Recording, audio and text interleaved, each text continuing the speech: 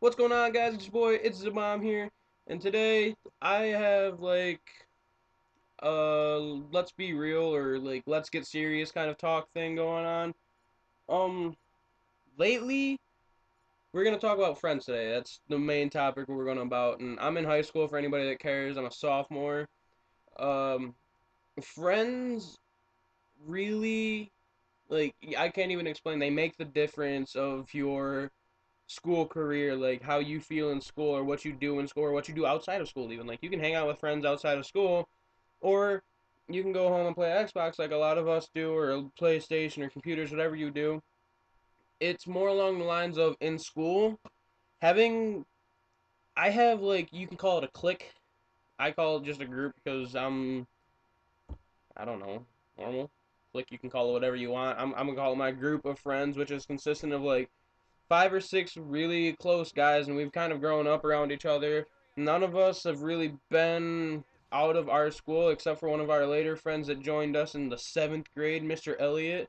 Uh, he's gonna hate me for that, but our group of friends, like I said, it's always been like us 6 or 7 guys, and then from other schools, like me and Sixra don't go to the same school, but we're about as tight as it gets. You would think we're like best friends that have known each other since birth. We act that way though. It's because we get along very well. It's just, I don't know. It's how you pick to be friends. Because a lot of people go through these little times in their lives where, or it can even be a big stretch of time where you just aren't like happy with yourself. School can do a toll on you. It can be a bummer. It sucks. I hate school, which a lot of you I'm sure agree with me. But having friends really does make the difference. It helps me at least. If I have somebody like after a long day or something like that, I'm ticked off, I can go play Xbox with like one of my buddies or something like that. It just helps. And outside of school too, when you're bored or something like that and you don't have or you don't want to play Xbox, I guess, if you want to just go out and like be out and about with friends or just go hang out or go get fast food, go to McDonald's for Christ's sakes, but it doesn't matter. It's the fact that's kind of like bonding is everybody has some weird way, not always have to be weird, but everybody has a way of showing that yo, this guy right here, this guy right here is my friend. They just don't, I guess you could say, announce it. Like it just kind of happens. It's not when we were younger you would ask like, "Do you want to be my friend?" Now it's kind of the point of, "Hey, I like you, you're mine." And look at this guy just get absolutely turned down. I apologize. Back to the ship.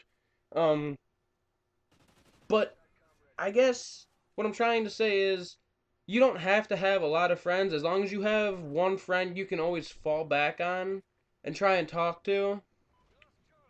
It helps. Like relationship advice, like you can talk to one of your dudes that have been with you for a long time, and if you're in like a relationship or something like that and it's just not being the way you want it to be, you can talk to him and maybe he's got some wise words, or maybe you'll just kind of miss out, but having friends is helpful. It doesn't even have to really, I guess, I'm trying to put this in a way where everybody can relate because I know there's a lot of people out there that don't have like a whole lot of friends, but they still get along with people.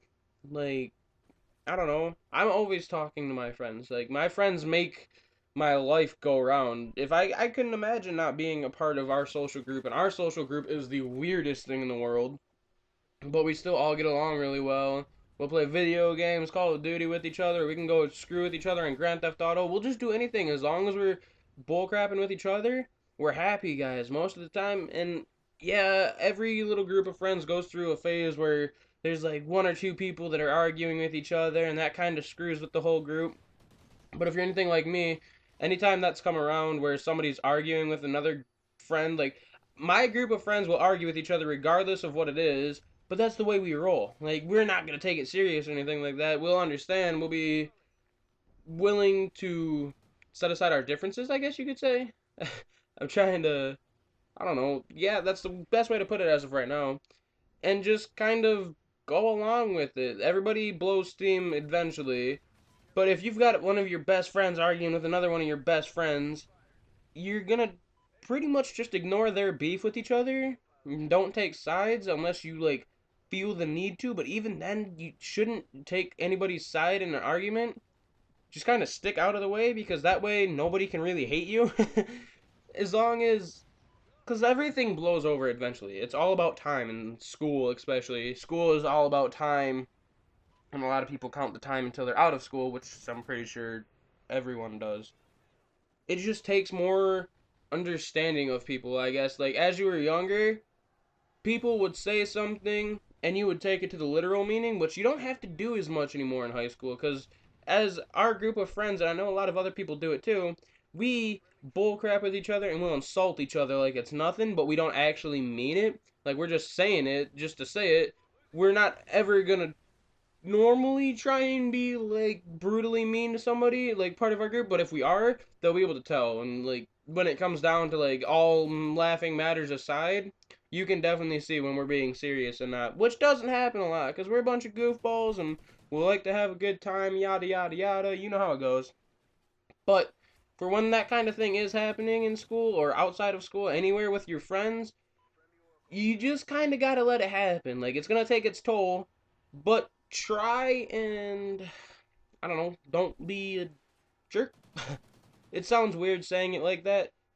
If you know what I mean, like, if you and one of your friends are arguing or something like that, and you know it's gonna be weird not having that same person in your life anymore, like your best friend with you, try to, I'm not sure of how to put this. Don't be like too pushy. Let them kind of blow their smoke. Let you kind of blow your smoke. Just don't be like a total d bag or anything about it. Like, don't say anything you'll regret saying. Don't do anything you'd regret doing.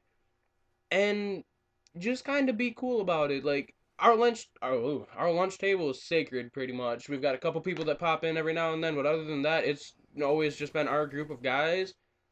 And even when we are arguing, we'll still sit at the same table and just kind of exchange words, but not as much as we would, and then that all blow over and everybody will be back to being fun and fine with each other. It's high school is when you really find out who your friends are. Like, you got to find out your true friends and who would do something, who would break their back to keep a like a friend relationship, we can call it, like not a like bromance, like a bromance. There you go, bromance. Who would break their back to try and stay like your friend or put up with your crap as much as you would put up with their crap? And who do you bonk heads with? But bonking heads with people is also a bonding matter, I guess, because it lets you kind of figure out limits, and that's something you got to be really careful about. Is if one of your guys or your girls, whoever you are hanging out with, you gotta be knowing of limits. Because if you push a limit, that's how arguments will get started or a fight will get started, anything like that. You just gotta be careful with it because nobody wants that. You at first you will poke around and kind of find out the hard way if it ends up being that way. But like if you bring up something about a girl that somebody just broke up with or a guy that a girl just broke up with, you gotta be careful around that subject because it's a touchy matter. And a lot of times, if you're like me, really it doesn't matter because it doesn't affect you, which is a really selfish thing to say, but at the same time, it's kind of one of the better ways to think in high school because if you get caught up in drama, bad things are going to happen and kids are going to purposely make your life hell and you don't want that. Nobody wants that. The kids that are doing it do it, and that's like a bullying kind of thing, which bullying is, I don't know, tossed around in such a weird way now. It's like people would say that we bully each other, but it's not actually being a bully. It's just being us. And a teacher sees it and they think we're being a bully to our friends and stuff like that. It's just the way we work. Like I've said it about 100 times already, but it's just kind of the way things go in our like group of friends. But when you have that couple few people that are outside of your group that are purposely trying to put you down and just be a total jerk to you, we all know at least one person like that, or somebody that just their personality is just nasty to you, like you don't want to be anything around them, or if they're out there doing stuff you're not okay with, like drugs or drinking or anything like that, you just try to avoid that. Definitely, because I'm sure everybody's parents have told them stay away from that kind of stuff, but don't fall for peer pressure, which sounds silly coming from a kid. Just don't do it. Back to it, the subject I was on. There will always be a kid or a group of kids that your group of friends will clash with, and nobody really like Cause we're all goofy like gamers and that kind of stuff, but a lot of us still play sports. And there's like that group of sports that everybody is just so irritated by that all the girls are in love with, except for our group of guys. Then we just can't stand them. But it's not being like I can't think of the word about it. Stereotypical. There you go. It's not being stereotypical about sports players because we all play sports, we all play video games, and we're all still tight with each other. And then you got people that'll like purposely do things just to irritate you, which is a really bad form of bullying because they don't realize that they can think whatever they want. It's putting somebody down, and being put down sucks. Like growing up as a kid, I'm not going for a sob story. I was chubbier, fat, um, and I was always picked on it. People would screw with me. I'd wear t-shirts that would say something and they'd like reverse it to make it somehow mean or insulting. Like kids are demons. Kids are Satan. Don't like kids. Girls, guys, kids in general are just buttholes. You all know this, I'm sure, by now, because we've all had, like I said, that run in with that one group of people, or that one guy, or that one girl that just makes you want to kill them. But you got to be careful with that kind of stuff though, because if you speak your mind too often, which I do, people will get all sorts of bent out of shape and all sorts of irritated with you, and that's not really what you want in high school. You want easygoing career in high school. You want to just do your homework, get your crap done, get out of high school, and go on to the rest of the real world. Like people don't understand that there's a lot of kids out there just trying to get through high school, and they have such a hard time because they might be going through like suffering depression or something like that. One of their parents, like there's a lot of divorced parents out there, and some of the kids are really affected by that. But at the same time, they've got to kind of learn to live with it, which is really hard for me to say because my parents are still together and I've never really been in a dark state of depression. So coming from me, this could just be completely miscellaneous to anybody and they just don't care. Like, oh, you don't know what it's like. But I can say I do know what it's like because I have friends that have parents that are split, or have friends that have gone through like really dark states of depression. And it's just, like, you got to be careful with that kind of stuff. It's a touchy subject, and don't bring up suicide or anything like that. If you know somebody around you, God, suicide's such a hard word. If you know somebody around you is depressed or something like that, don't screw with them. For Christ's sake, you might think you're being funny, but you could really be screwing with somebody. And don't bash, I said Christ, which I'm not going into. Don't bash on what other people believe in. State your opinion, but in a nicer way, like a kind, clean way. Don't try and don't purposely try and harm other people's like mental states, I guess is what you could call it.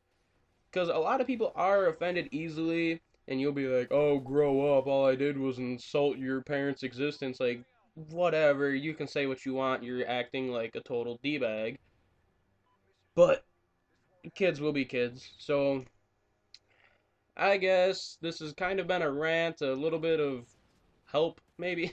I don't know what to call this video, but I hope you guys enjoyed it, and if you did, please make sure to leave a like, comment, sub, and if you're here all the way into the end of this whole 14-minute video, I love you! Um, as always, it's your boy Z-Bomb. It's Z-Bomb signing off. I'll talk to you guys later. See ya.